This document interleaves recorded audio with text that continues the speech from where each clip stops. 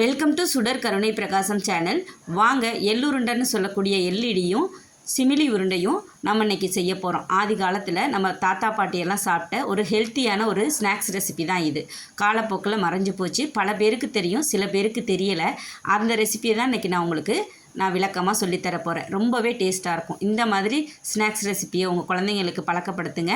உடம்பும் ஹெல்த்தியாக இருக்கும். டெய்லி ஸ்கூல் போகிறப்ப லஞ்ச் பாக்ஸில் ஸ்நாக்ஸ் ரெசிப்பியாக நீங்கள் வெறும் ப்ரெட்டோ ஜாமும் வச்சு கொடுத்து அனுப்பாமல் இந்த மாதிரி கொடுத்து அனுப்புங்க.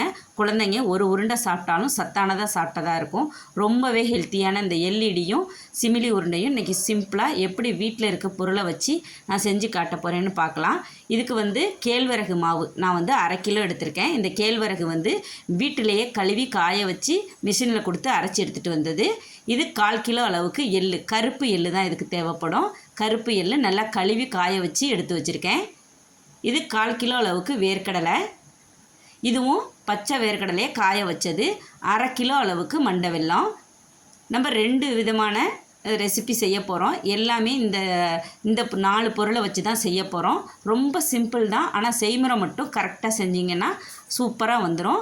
வாங்க அது எப்படி செய்யலான்னு பார்க்கலாம். இதுக்கு கேழ்வரகு மாவில் கொஞ்சமாக ஒரு துளியோண்டு உப்பு சேர்த்துட்டு கொஞ்சமாக தண்ணி சேர்த்து நல்லா பிசைங்க. சப்பாத்தி மாவை விட கொஞ்சம் டைட்டாக, நம்ம அடைக்கெல்லாம் மாவு எப்படி தட்டுனா பிசைவோம் அந்த மாதிரி பிசையணும். கொஞ்சம் டைட்டாகவே தான் இருக்கணும். ரொம்ப தண்ணி ஊற்றி கொலன்னு பிசைஞ்சிடக்கூடாது.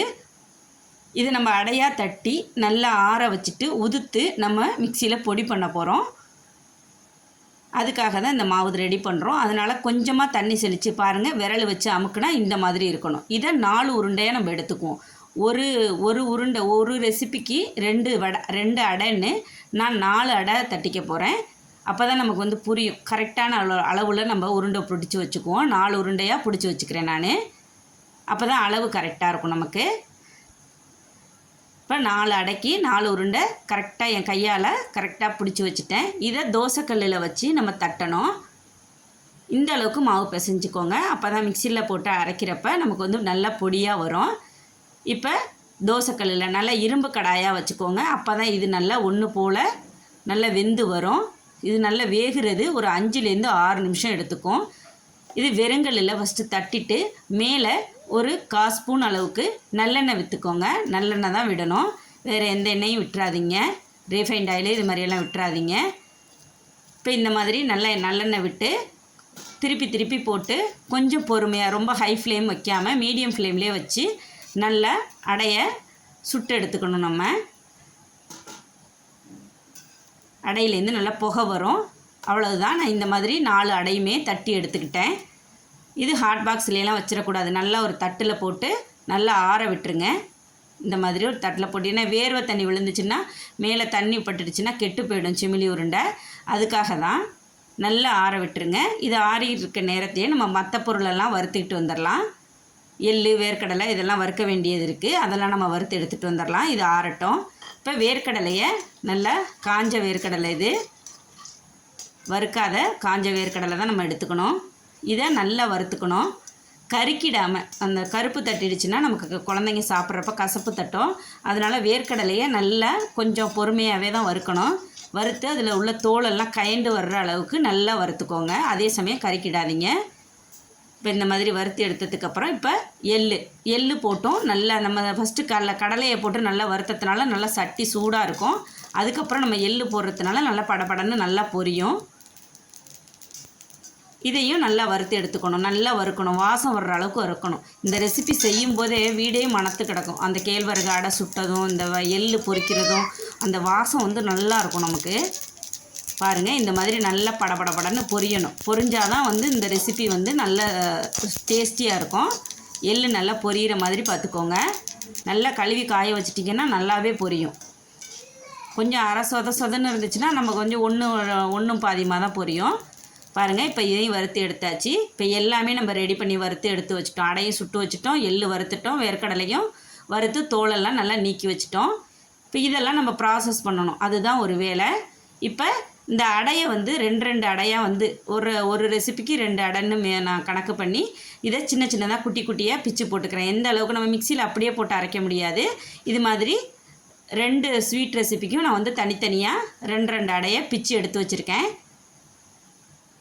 இது வந்து உரலில் தான் இடிப்பாங்க. நம்மகிட்டலாம் உரல் இப்போ இல்லாதங்கிறதுனால நான் வந்து பிச்சு மிக்சியில் போட்டு அரைக்க போகிறேன். இப்போ மண்டை வெல்லத்தை நான் இந்த மாதிரி 1/2 கிலோ மண்டை வெல்லம் இதை வந்து நல்லா நுணுக்கி எடுத்திருக்கேன். இதை 2ஆக நான் சரி பாதியாக பிரிச்சுக்க போகிறேன். எள்ளு உருண்டைக்கு 1/4 கிலோவும் கடலை சிமிலி உருண்டைக்கு 1/4 கிலோவும் நான் எடுத்துக்கிறேன். இப்போ கடலையை வறுத்து அரைச்சி எடுத்துகிட்டு வந்துடலாம் மிக்சி ஜாரில் போட்டு. இது வந்து மிக்சி ஜாரில் போட்டு நம்ம வந்து கொரகொரப்பாக இந்த மாதிரி தான் அரைச்சி எடுத்துகிட்டு வரணும். அடுத்தது எல்லையும் போட்டு அரைச்சி எடுத்துகிட்டு வந்துடலாம். இது எல்லாத்தையும் ஒன்றா போட்டு நம்ம அரைக்கிறப்போ ஒன்று பாதி அரைப்படாமல் போயிடும். அதுக்காக நம்ம தனித்தனியாக அரைக்கிறோம். இப்போ எல்லையும் இந்த மாதிரி அரைச்சி எடுத்துகிட்டு வந்தாச்சு. எள்ளு அரைச்சதுக்கப்புறம் அதில் எண்ணெய் இருக்கிறதுனால அது கொஞ்சம் சிக்கு பதமாக தான் இருக்கும். இப்போ அடையை போட்டு அரைச்சி எடுத்துகிட்டு வந்தாச்சு. இப்போ அடை பாருங்கள், இது ஆரிய அடைன்னு சொல்லுவாங்க. சில ஊர்களில் இதுக்கு பேர் வந்து கேழ்வரகுக்கு ஆரியம்னு சொல்லுவாங்க. இப்போ இந்த அடையை நம்ம இந்த மாதிரி நம்ம நல்லா இப்போ வேக வச்சு எடுத்தால் தான் இந்த மாதிரி வரும். நம்ம மாவு பிசைகிறதும் கரெக்டாக பிசையணும். இப்போ இந்த ஆரிய அடையில் நம்ம வெல்லத்தை சேர்த்துக்கலாம். 1/4 கிலோ அளவுக்கு வெல்லம் சேர்த்துருக்கேன். வெல்லம் சேர்த்து நான் இந்த மாதிரி அரைச்சி எடுத்துகிட்டு வந்துட்டேன். பாருங்கள், இந்த மாதிரி தான் இருக்கும். வெல்லம் போட்டு அரைச்சதுக்கப்புறம் இந்த மாதிரி இருக்கும். இதே மாதிரி நான் இன்னொரு பகுதியையும் அரைச்சி எடுத்தாந்து வச்சுருக்கேன். 2 பகுதியையும் 2 பவுலில் போட்டு கொட்டி வச்சுருக்கேன். இப்போ எல்இடியும் சிமிலியும் நம்ம செய்ய போகிறோம். ஃபஸ்ட்டு வேர்க்கடலையை நம்ம இதில் கொட்டிக்கலாம். ஒரு பவுலில் கொட்டிக்கலாம். இது வந்து தனியாக நம்ம செய்ய போகிறோம். இப்போ எள்ளு உருண்டைக்கு அது தனியாக நம்ம செய்ய போகிறோம். இது உங்களுக்கு புரியணுங்கிறதுக்காக தான் நான் ஒரே எதிரியாக சொல்லி காமிக்கிறேன். இப்போ ஃபஸ்ட்டு நம்ம எள்ளு உருண்டையை செஞ்சுக்கலாம். இது எள்ளு இடி சிமிலி உருண்டை அப்படின்னு தான் ஆதி காலத்தில் சொல்லக்கூடிய ஒன்று. இது வந்து ஃபஸ்ட்டு நம்ம எள்ளு உருண்டையை செஞ்சுக்கலாம். இடித்து செய்கிறதுனால தான் இதுக்கு பேர் எள்ளிடி அப்படின்னு சொல்லுவாங்க.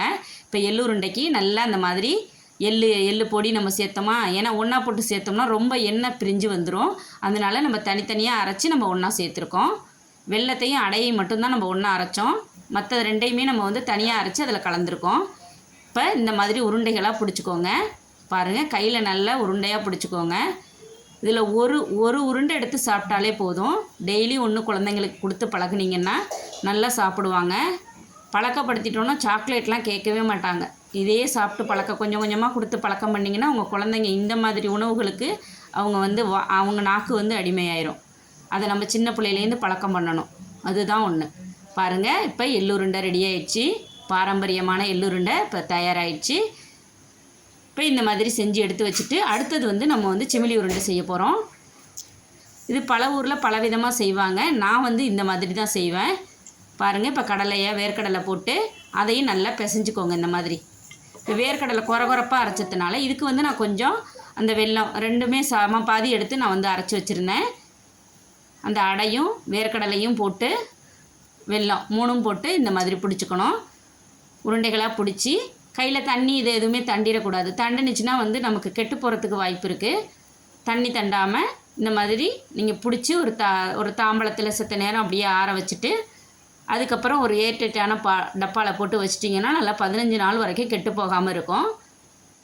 குழந்தைங்களுக்கு ஹோம்மேட் சாக்லேட்டுன்னு சொல்லி கொடுங்க. கண்டிப்பாக பிடிக்கும் குழந்தைங்களுக்கு. பாருங்கள், இப்போ சிமிலி உருண்டையும் ரெடி ஆயிடுச்சு, எள்ளு உருண்டையும் ரெடி ஆயிடுச்சு. இந்த எள்ளு உருண்டையும் சிமிலி உருண்டையும் ரொம்ப ரொம்ப சத்தானது. குழந்தைங்களுக்கு கொடுத்து பழக்கம் பண்ணுங்கள். கண்டிப்பாக நம்ம பாரம்பரியமான இந்த சத்தான எள்ளு உருண்டையும் சிமிலி உருண்டையும் நம்ம குழந்தைங்க வேண்டான்னு சொல்லவே மாட்டாங்க. ரொம்ப டேஸ்ட்டாக இருக்கும். குழந்தைங்கன்னு இல்லை, வயசானவங்களுக்கு இந்த இடுப்பு கை கால் வலி, மூட்டு வலி, எலும்பு தேய்மானம் இருக்கவங்கலாம் இந்த மாதிரி சத்தான ஸ்நாக்ஸ் ரெசிப்பியை செஞ்சு வச்சுக்கிட்டு சாப்பிடுங்க. 15 நாள் 20 நாள் வரைக்கும் நல்லாவே சாப்பிடலாம். டெய்லி ஒரு உருண்டை சாப்பிட்டிங்கன்னா போதும். இளைச்சவனுக்கு எள்ளும் கொளுத்தவனுக்கு கொள்ளுன்னு சொல்லுவாங்க அந்த காலத்தில். அது மாதிரி குழந்தைங்களுக்கு இப்போலேருந்து கொடுத்து இந்த மாதிரி சத்தான உறவுகளை பழக்கப்படுத்தும் போது அவங்க கண்டிப்பாக விரும்பி சாப்பிடுவாங்க. நீங்கள் ட்ரை பண்ணி பாருங்கள். ரொம்பவே சத்தானது இந்த ரெசிபி. செஞ்சு பார்த்துட்டு எப்படி இருக்குன்னு சொல்லுங்கள். உங்களுக்கு பிடிச்சிருந்துச்சுன்னா சுடர் கருணை பிரகாசம் சேனலுக்கு சப்ஸ்கிரைப் பண்ணுங்கள், லைக் பண்ணுங்கள். நன்றி, வணக்கம்.